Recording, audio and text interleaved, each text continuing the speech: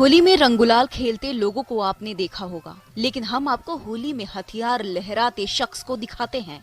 ये देखिए, मंच सजा है, नाच गाना हो रहा है, लोगों की भीड़ भी जमा है और लोग होली मस्ती में सराबोर हैं। अब जरा इस महाशय को देखिए, सिर पर पीला गमछा बांधे हुए ये मंच के पास आकर खड़े हो जाते हैं। इस शख्स के हाथ में पिस्टल है तो दूसरी हाथ में माइक है और ये प्रोग्राम के लिए होस्टिंग करता दिखाई दे रहा है। ये तस्वीरें वैशाली से सामने आई है, जहां सदर थाना क्षेत्र में जिला परिषद सदस्य पति की गुंडागर्दी सामने आई है। दरअसल होली के उत्सव का ये वीडियो सामने आया है, जिसमें पहेतिया वार्ड नंबर 23 के जिला परिषद अनीता देवी का पति चंदेश्वर राय हथियार लहराते हुए पुलिस प्रशासन को गाली दे रहा है। जानकारी के मुताबिक समारोह में सैकड़ों लोगों के सामने हथियार लहराने के समय आरोपी चंदेश्वर राय नशे की हालत में था।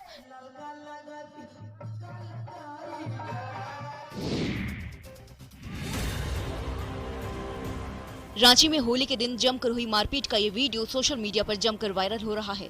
रांची के विद्यानगर की यह घटना बताई जा रही है।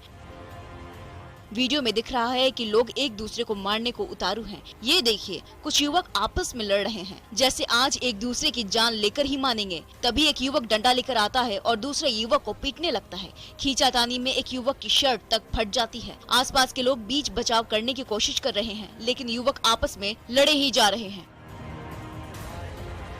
बताया जा रहा है मारपीट पड़ोस के ही दो युवक में हुई, जिसमें जमकर लाठी डंडे चले। इस मारपीट में दोनों पक्ष के कई लोग घायल हुए, वहीं साथ ही कई गाड़ियां भी क्षतिग्रस्त हुई हैं। इस मामले को लेकर सुखदेव नगर थाने में प्राथमिकी दर्ज कराई गई है। वहीं पुलिस पूरे मामले की जांच में जुट गई है कि इस मारपीट की वजह क्या हो सकती है और इस मामले में दोषी कौन है।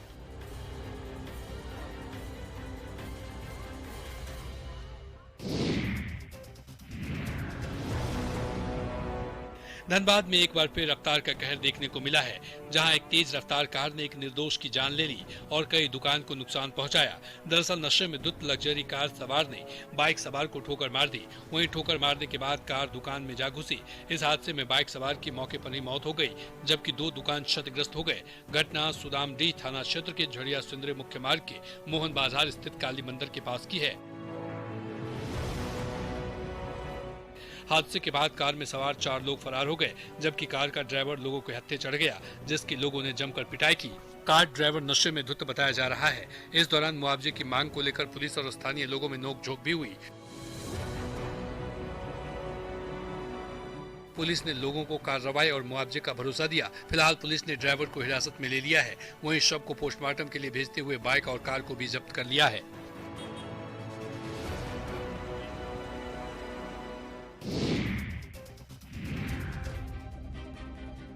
यदि आप सस्ते दाम पर गाड़ियां खरीदना चाहते हैं तो आपके लिए अच्छी खबर है। गोपालगंज में मद्य निषेध विभाग एक बार फिर शराबबंदी कानून में जब्त की गई छोटी बड़ी 450 गाड़ियां नीलाम करने जा रही है। 23 और 24 मार्च को वाहनों की नीलामी होगी। ऑनलाइन बोली प्रक्रिया में जिसकी बोली सबसे अधिक होगी, उन्हें नीलामी का वाहन सौंप दिया जाएगा। जरा इन तस्वीरों को देखिए, महंगी से महंगी कार हो या फिर सस्ती हो, सभी यहाँ कारों की नीलामी होने वाली है। इस नीलामी की प्रक्रिया में भाग लेने के लिए आपको आवेदन देना होगा, फिर ही आप इस ऑक्शन में शामिल हो सकते हैं और महंगी कारों और गाड़ियों को कम दामों में खरीद सकते हैं। बता दें कि उत्पाद विभाग और पुलिस लगातार शराब तस्करों पर कार्रवाई कर रही है और तस्करों को गिरफ्तार कर शराब को नष्ट किया जा रहा है। वहीं विभाग की कार्रवाई से शराब माफियाओं में हड़कंप मचा हुआ है।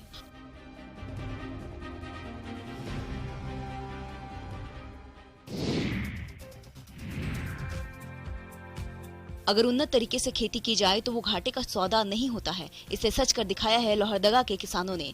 उन्नत तरीके से खेती कर किसान सालाना 3 से 4 लाख रुपए की आमदनी कर रहे हैं। इसके लिए केंद्र और राज्य सरकार की मदद के साथ कृषि विभाग की ओर से भी सहायता मिल रही है। किसान ईश्वर महतो ने खेत में व्यावसायिक खेती की है, जिसमें वे स्ट्रॉबेरी, गाजर, गोभी, आलू, चुकंदर जैसी फसल उपजा रहे हैं। वहीं कई लोगों को रोजगार भी मुहैया करा रहे हैं।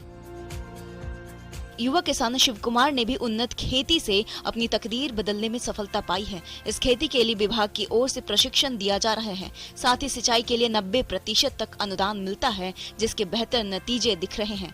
दरअसल लोहरदगा में किसान विभाग के प्रशिक्षण, अनुदान और खेत में पहुंच रहे पदाधिकारियों की चहलकदमी ही किसानों को हौसला देती है, जिसका असर भी साफ साफ दिखने लगा है। अब यहाँ के किसान आत्मनिर्भर हो रहे हैं और दूसरे किसानों के लिए भी प्रेरणा बन रहे हैं।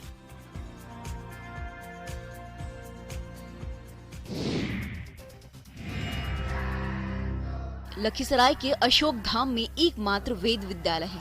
ये विद्यालय श्री महादेव शुभकरण त्रिवेणी वेद संस्थान द्वारा संचालित किया जा रहा है। इसमें छात्रों के लिए पढ़ाई के साथ साथ आवास की भी सुविधा है।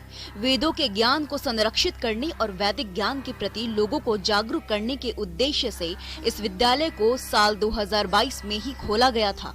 छात्रों को वेद का ज्ञान देने के लिए उत्तर प्रदेश के बनारस से आचार्यों को लाया गया है। यहाँ पढ़ रहे छात्रों ने बताया कि वेद के प्रति उनकी रुचि बहुत पहले से थी, लेकिन यहाँ कोई वेद विद्यालय नहीं था। लेकिन अब वेद विद्यालय खुलने से वे लोग वेद के साथ साथ पारंपरिक शिक्षा भी यहाँ ले रहे हैं। आज के दौर में वैदिक शिक्षा विलुप्त होने के कगार पर है। ऐसे में ये वेद की शिक्षा लेकर लोगों को वेद को पढ़ाने के लिए जागरूक कर सकते हैं और भारत की विलुप्त हो रही विरासत को फिर से संजो सकते हैं।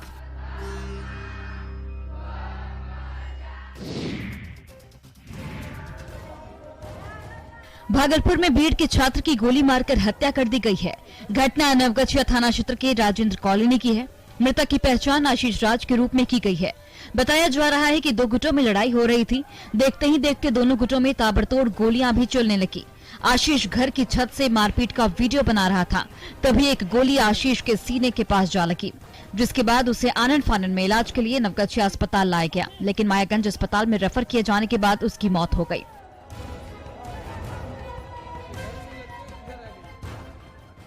इस घटना का लाइव वीडियो अब सामने आ चुका है। वीडियो में देख सकते हैं कि दो पक्षों में मारपीट हो रही है।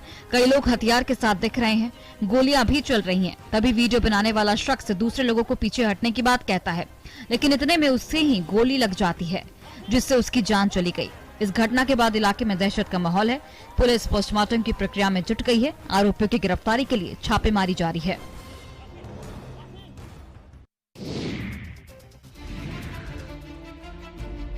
वैशाली में एक भीषण रोड एक्सीडेंट में 3 दोस्तों की मौत हो गई है। घटना महुआ थाना की पुरानी बाजार स्थित मिश्रा पेट्रोल पंप के पास की बताई जा रही है। बताया जा रहा है कि देर रात तिसियौता थाना क्षेत्र का रहने वाला सुमित सिंह अपने 2 दोस्तों राजा और पप्पू के साथ बाइक से जा रहा था। तभी सामने से आ रही बोलेरो ने बाइक में टक्कर मार दी, जिसमें तीनों युवक की मौके पर मौत हो गई। हादसे के बाद बोलेरो चालक गाड़ी लेकर भागने लगा, लेकिन इसी बीच उसने सामने एक मार्बल की दुकान में टक्कर मार दी, जिसके बाद चालक गाड़ी छोड़कर फरार हो गया है। घटना के बाद मौके पर पहुंची महुआ थाना की पुलिस मौके पर पहुंची और तीनों को अस्पताल पहुंचाया, लेकिन चिकित्सकों ने तीनों को मृत घोषित कर दिया। जिसके बाद पुलिस ने शव को पोस्टमार्टम कराकर परिजनों को सौंप दिया और मामले की जांच में जुट गई है।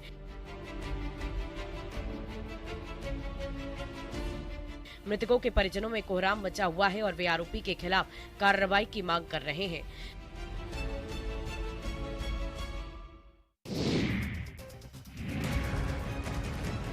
गोपालगंज में शराब के खिलाफ चलाए गए अभियान में शराब तस्करों के कई रंग भी देखने को मिले।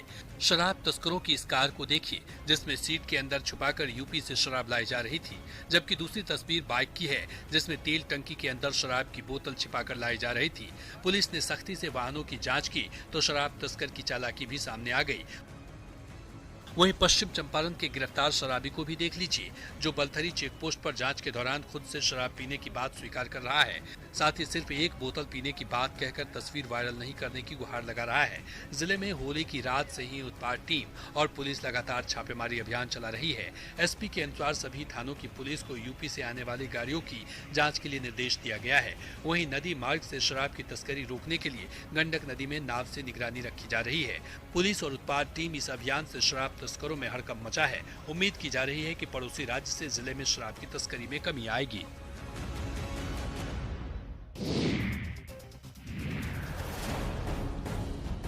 गोपालगंज में छपरा के मुबारकपुर कांड दोहराने की कोशिश की गई, लेकिन पुलिस ने कड़ा एक्शन लेते हुए स्थिति को नियंत्रण में कर लिया। घटना सिद्धवलिया थाना क्षेत्र के बुचैया गांव की है, जहां अबीर गुलाल खेलने के दौरान दो पक्षों के बीच हिंसक झड़प हो गई। इस घटना में दोनों पक्ष से 10 से ज्यादा लोग जख्मी हुए हैं, जिनका इलाज अस्पताल के इमरजेंसी वार्ड और सिद्धवलिया और बरौली सामुदायिक स्वास्थ्य केंद्र में चल रहा है। बताया जा रहा है कि कल देर शाम अबीर गुलाल खेलने को लेकर दो पक्षों के बीच कहासुनी के बाद मारपीट हुई, जिसके बाद मारपीट ने हिंसा का रूप ले लिया। गांव में तनाव की स्थिति को देखते हुए 2 QRT टीम, 1 BMP की कंपनी और 3 थानों की पुलिस कैंप कर रही है। वहीं इस पूरे मामले में एसपी ने कहा है कि घटना को गंभीरता से लेते हुए प्राथमिकी दर्ज कर 10 लोगों को हिरासत में लिया गया है। एसपी ने कहा कि गाँव में स्थिति सामान्य है, लेकिन एहतियातन के तौर पर पुलिस कैंप कर रही है।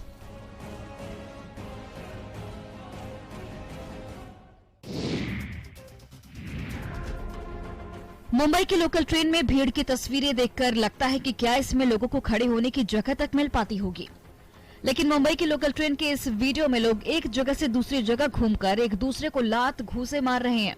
इस महानगरी में दिन भर भाग दौड़ करने के बाद लोगों के दिमाग में उबाल बन जाता है। ऐसे में एक बेतुका विवाद भी ऐसी ही गंभीर लड़ाई की शक्ल ले लेता है। मुंबई की लोकल ट्रेन का ये वीडियो इंटरनेट पर जमकर वायरल हो रहा है। वीडियो में पहले लोग महज बातचीत करते नजर आ रहे थे, फिर भीड़ में से किसी ने उकसाते हुए दूसरे व्यक्ति को मारने को बोला। तभी नीली शर्ट वाला व्यक्ति सफेद कपड़े वाले व्यक्ति को लगातार 2 चांटे जड़ देता है। उसके बाद सफेद कपड़े वाला व्यक्ति भी मुंह की जगह अपनी लात से बात करता है। फिर तो 25 सेकंड के इस वीडियो में वो दोनों शख्स एक दूसरे पर लात घूंसे की बारिश कर देते हैं। वो दोनों बाकी यात्रियों पर गिरते गिरते एक दूसरे से लड़ रहे हैं।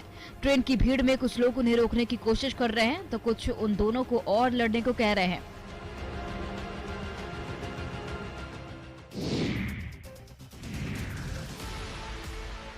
दिल्ली में होली के दिन एक बड़ा हादसा हुआ। भजनपुरा इलाके में एक इमारत भरभरा कर गिर गई।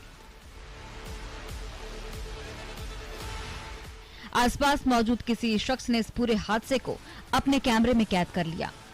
वायरल वीडियो में देखा जा सकता है कि इमारत धीरे धीरे सामने की ओर झुकने लगी, फिर कुछ ही मिनट में एक तेज आवाज के साथ गिर गई और मलबे में तब्दील हो गई।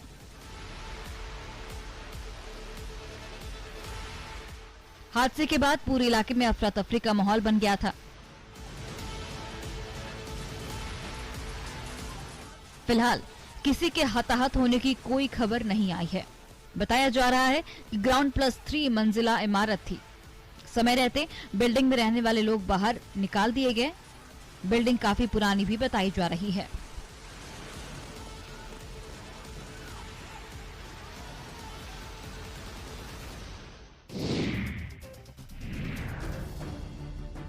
जैसे जैसे रांची में स्मार्ट मीटर लगाने का काम तेजी से बढ़ रहा है, वैसे वैसे इसकी आड़ में साइबर अपराधी भी एक्टिव हो रहे हैं। साइबर अपराधी स्मार्ट मीटर इंस्टॉलेशन को लेकर एक बार फिर मैसेज और कॉल कर बिजली बिल के भुगतान का झांसा दे रहे हैं। लोगों को साइबर अपराधी ऐप डाउनलोड करने को कहते हैं और उसके जरिए फोन हैक कर ठगी की जा रही है। पहले ये ट्रेंड केवल देवघर से ऑपरेट हो रहा था, लेकिन अब दूसरे राज्यों में भी देखा जा रहा है। रांची में पिछले सप्ताह ही 3 लोगों ने बिजली बिल के नाम पर साइबर फ्रॉड की शिकायत साइबर सेल में दर्ज कराई थी, जिसके बाद साइबर सेल अपराधियों का सुराग लगाने में जुटा है। फिलहाल बिजली विभाग की ओर से अपील की गई है कि अगर बिजली बिल ऑनलाइन पेमेंट करना है तो उसे विभाग के काउंटर पर ही जमा करें या फिर विभाग के ऑफिशियल साइट पर जाकर ही अदा करें, ताकि साइबर फ्रॉड से बचा जा सके।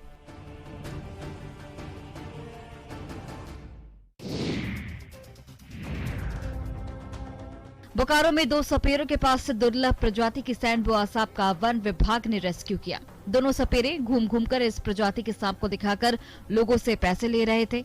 रेड सैंड बोआ नामक प्रजाति के इस सांप की कीमत 25 करोड़ रुपए तक होती है और इस सांप को मोहल्ले में घूम घूमकर सपेरे दिखाते थे और लोगों से पैसे मांग रहे थे। डीएफओ के अनुसार गुप्त सूचना के आधार पर वन विभाग की टीम ने दोनों सपेरों को दबोचा है।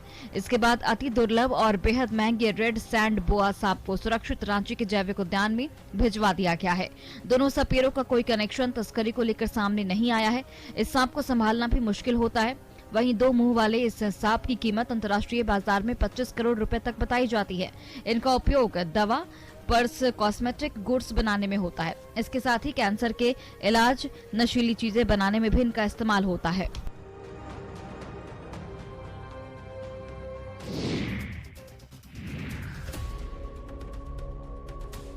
गर्मी की शुरुआत से ही सिमडेगा के जंगलों में आग की लपटें उठने लगी हैं। आग से जंगल में छोटे पौधों के साथ ही छोटे जीव जंतुओं का भी नुकसान हो रहा है। कोलेबिरा और बोलबा घाटी के जंगलों में लगी आग फैलने लगी है।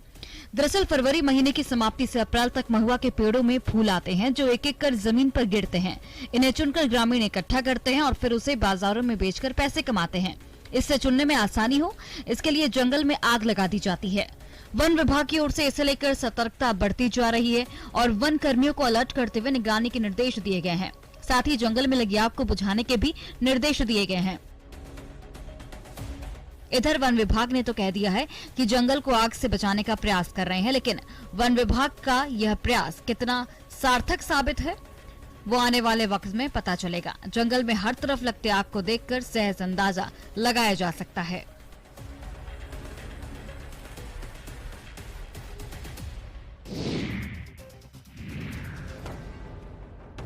गिरिडीह के देवरी प्रखंड के दूधीचाच गांव में बहुत सारे पत्थर खदान हैं, जिसकी गहराई सैकड़ों फीट से अधिक है।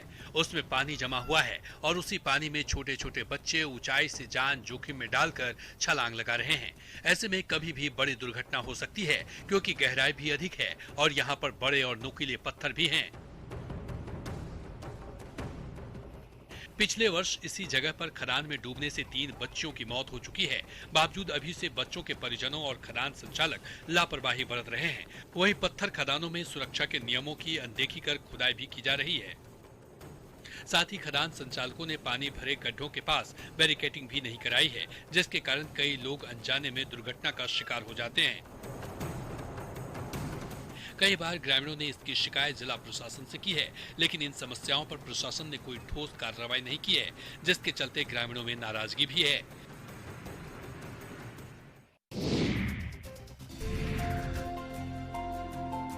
बगहा के वाल्मीकि टाइगर रिजर्व और सीमावर्ती चितवन नेशनल पार्क के बीच बहने वाली नदियां इन दिनों प्रवासी पक्षियों से गुलजार है। यहाँ के झील, नदियों, सरोवरों और जलाशयों में प्रवासी पक्षियों ने डेरा डाल रखा है। प्रवासी पक्षियों के पहुंचने से वाल्मीकि टाइगर रिजर्व की सुंदरता में 4 चांद लग गए हैं। इन मेहमान पक्षियों का शिकार नहीं हो, इसके लिए वन विभाग ने भी गश्ती बढ़ा दी है। वन विभाग के मुताबिक साइबेरियन, तिब्बत और चीन से भी पक्षी वीटीआर के जलाशयों में आती है।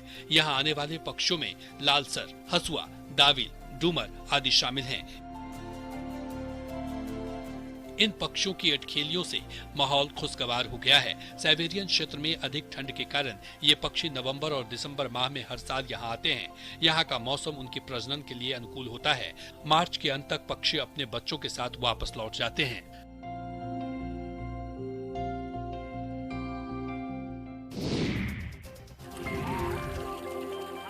रामगढ़ में मांडू प्रखंड के केदला में एक ऐसा झरना है जिसका पानी कभी नहीं सूखता है। जब केदला के सभी जल स्रोत सूख जाता है, तब भी ये झरना नहीं सूखता है। अमूमन गर्मी में इस इलाके के अधिकांश कूप, चापाकल सूख जाते हैं, तब भी इस झरने से पानी निकलता रहता है। झरने का पानी काफी मीठा और ठंडा है। झरने में कहां से पानी आता है, इसके जल स्रोत का पता नहीं चला है। लोग यहां अपनी प्यास बुझाने और गर्मी के समय जल संकट होने पर पानी लेने आते हैं। ग्रामीण बताते हैं कि पानी का ये झरना यहाँ सालों से है, जो कभी भी नहीं सूखता है। इस झरने के कारण इलाके में कभी पानी की कमी नहीं होती है। हालांकि इस झरने का पानी कहां से आता है, ये किसी को नहीं पता चल पाया है, लेकिन इस झरने की वजह से गर्मी के दिनों में ग्रामीणों को काफी राहत मिलती है। ग्रामीण इसे भगवान का चमत्कार भी कहते हैं।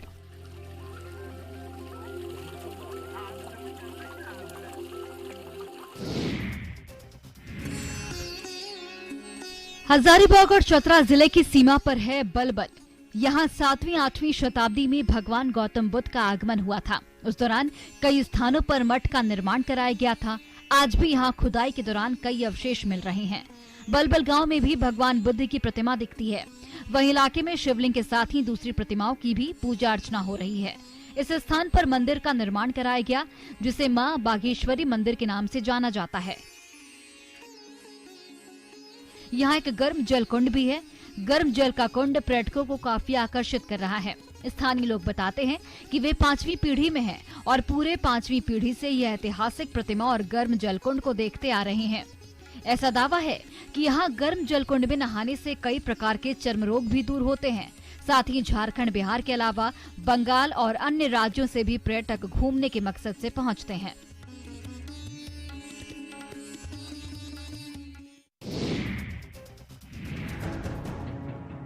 साल 2013 में ही गढ़वा शहर को जल संकट से मुक्ति दिलाने के लिए शहरी जलापूर्ति योजना की शुरुआत हुई थी, लेकिन 10 साल बाद भी ये योजना अब तक अधूरी है। ऐसे में गर्मी के मौसम में करीब 50,000 शहरी आबादी को बारिश के 3 महीने में ही पानी की समस्या नहीं होती है, जबकि बाकी के 9 महीने लोग जल संकट से जूझते रहते हैं। योजना का मकसद था शहरी क्षेत्र में पानी की समस्या को दूर करना। इसके तहत 10,500 घरों में पानी का कनेक्शन देना है, लेकिन अब तक केवल 1,000 घरों में ही कनेक्शन दिया जा सका है। ऐसे में इस साल भी लोगों को जल संकट सताने वाली है। बढ़ती गर्मी को देखकर स्थानीय लोग अभी से परेशान हैं। हालांकि पेयजल विभाग के अभियंता ने दावा किया है कि वाटर सप्लाई का काम अंतिम चरण में है और सब कुछ सामान्य रहा तो इसी महीने से सभी जगहों पर पानी की सप्लाई शुरू हो जाएगी। वहीं पेयजल स्वच्छता विभाग के कार्यपालक अभियंता ने कहा कि काम अंतिम चरण में और जल्द ही लोगों को इसका लाभ मिलेगा।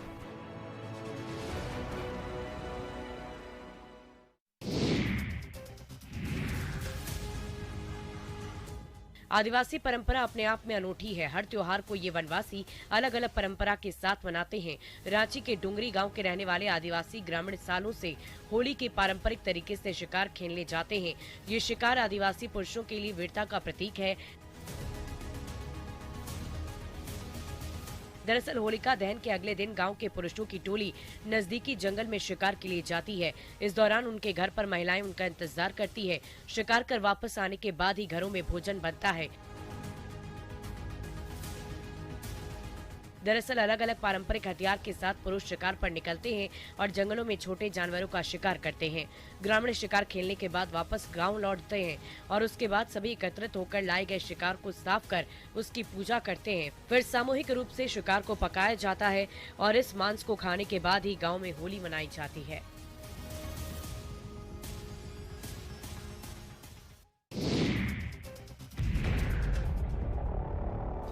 गुमला सदर अस्पताल में बीमारों के इलाज के साथ ही झाड़ फूक का काम चल रहा है। सुनकर आपको हैरानी होगी, लेकिन जरा अब इन तस्वीरों को देखिए। अस्पताल की बेंच पर एक बीमार महिला बैठी है। काले कपड़े पहने एक महिला उसके सिर पर बर्तन लेकर झाड़ फूक कर रही है। परिजन पास बैठे हैं और इन्हें डॉक्टरी इलाज से ज्यादा झाड़ फूक और अंधविश्वास पर भरोसा है। दरअसल एक बीमार महिला का सदर अस्पताल में इलाज चल रहा था, लेकिन जब उसकी हालत में कोई सुधार नहीं होता देखा गया तो ओझा गुणी को अस्पताल बुलाया गया। झाड़ फूक करने से जब अस्पताल के कर्मी और गार्ड ने मना किया तो वे लोग अस्पताल से बाहर चले गए और महिला का झाड़ फूक करवाने लगे। मिली जानकारी के अनुसार महिला जॉन्डिस से पीड़ित थी और अस्पताल में उसका इलाज चल रहा था। वहीं ओझा गुणी से भी झाड़ फूक कराया जा रहा था। डॉक्टरों ने जब झाड़ फूक करने पर इलाज से इनकार किया तो परिजन उसे अस्पताल से बाहर ले गए।